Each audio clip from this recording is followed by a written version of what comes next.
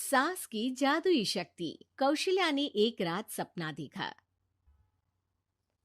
कौशल्या राजपूत, तुमने किए हैं जीवन में अच्छे अच्छे कर्म, इसलिए अब से जब तुम चाहो गायब हो सकती हो, जिसके लिए तुमको सिर्फ चुटकी बजानी होगी और चुटकी बजाते ही तुम गायब।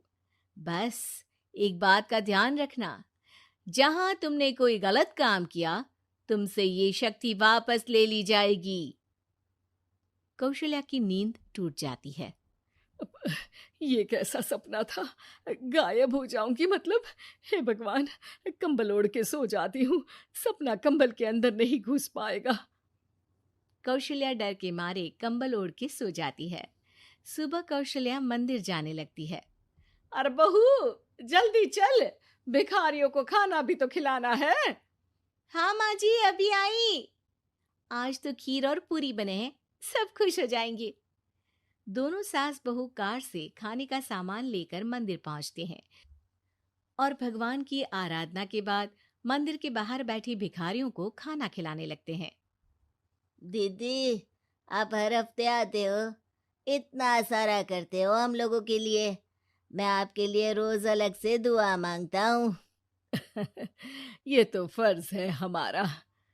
दीदी, थोड़ी पैसों की मदद हो जाती तो अच्छा होता। बड़े चौराहे पे मेरी बीवी भीख मांगती है, उसका इलाज करवाना है, 100-200 रुपए लग जाएंगे।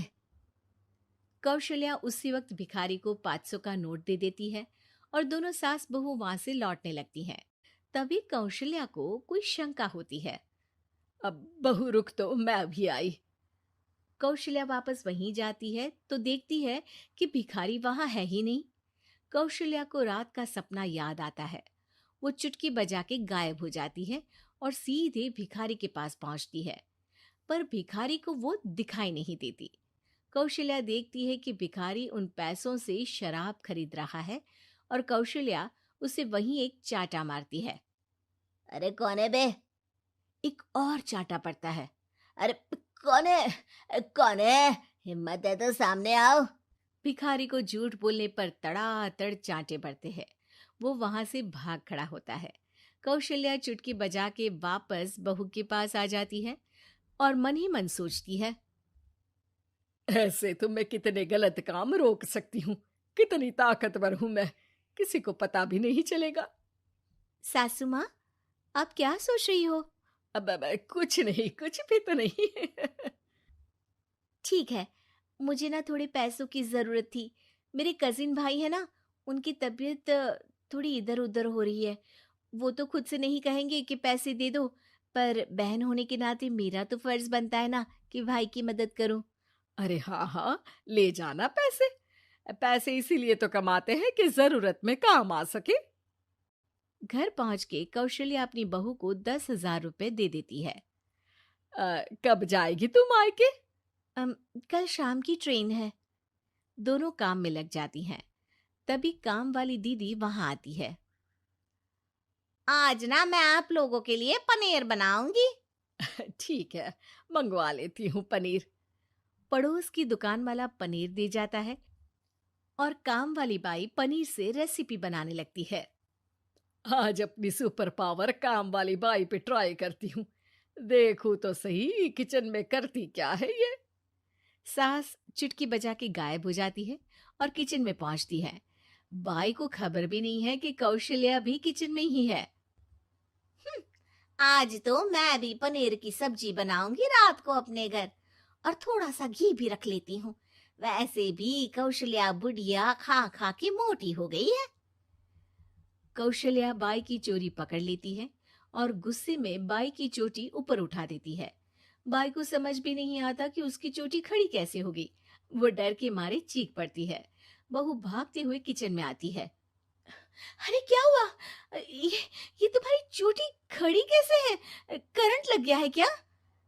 पता नहीं, शायद किचन में ना भूत है। बाई वहां से भाग खड़ी होती है और कौशल्या चुटकी बजा के अपने कमरे में टीवी देखने लगती है। बहू वहां जाती है। माँ जी, किचन में ना भूत है, बाई भाग गई। अरे भागने देना, भूत का तो पता नहीं, किचन में चोर जरूर था और वो थी अपनी काम वाली। अच्छा हुआ चली गई। बहू को कुछ समझ नहीं आया। उसने किचन में जो देखा उसके सदमे में जो थी वो अभी तक। अगले दिन बहू अपने मायके के लिए निकल जाती है। कहीं भिखारी और काम वाली की तरह बहू भी तो मुझे धोखा नहीं दे रही। अरे कहीं वो पैसे ले जाके शॉपिंग तो नहीं करने वाली ना। अभी पता लगाती हूँ। मुझसे कुछ छिपा है भला। जैसे भगवान सब देख रहा है वैसे ही मैं भी सब देख रही हूँ। सास को अपनी शक्ति पर घमंड आ गया था। वो अब अच्छे काम करने की जगह अपनी शक्ति का इस्तेमाल खुद का शक मिटाने के लिए कर रही थी। वो चुटकी बजाती ही बहू के मायके चली जाती है। भैया, आपने बताया क्यों नहीं कि इतनी तबीयत खराब है? अरे तेरी सास बूढ़ी हो गई है, इतना भला काम करती है, उनकी मदद कौन करता है? यहाँ तो और भी लोग हैं ना। भैया, मेरे पास कुछ पैसे हैं, आप दूसरे डॉक्टर को दिखा दीजिए ना। अरे मुझे लगता है कि मेरा टाइम आ गया है, मुझे जाना होगा।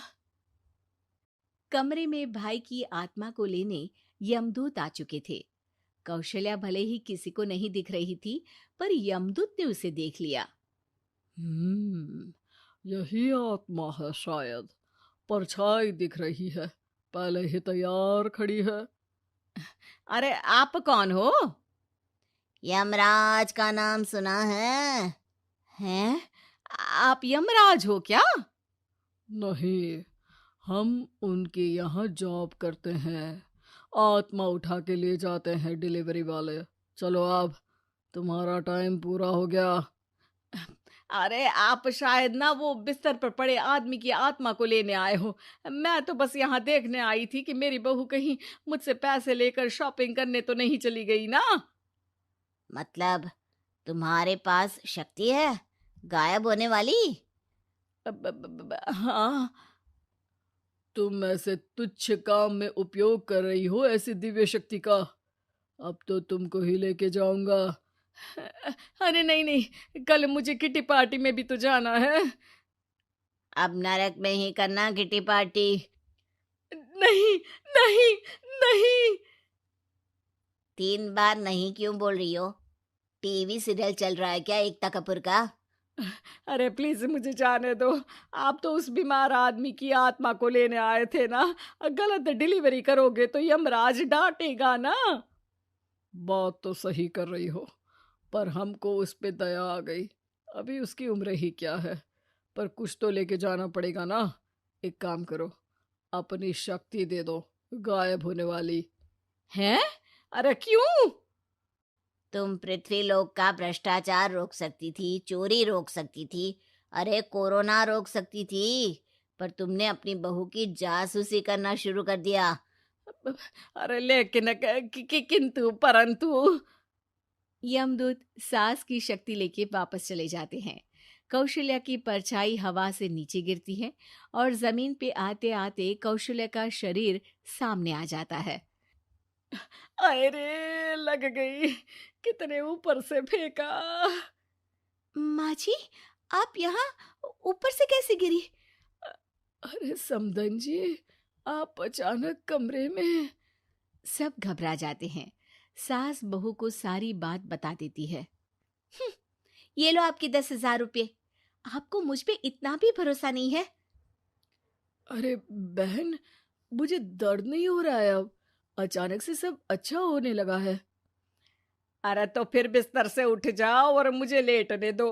गिरी हूं ऊपर से तो पूरा बदन दुख रहा है। भाई को तो यमदूत ठीक करके जाते हैं, पर कौशल्या देवी दर्द के मारे बिस्तर पर आ जाती हैं।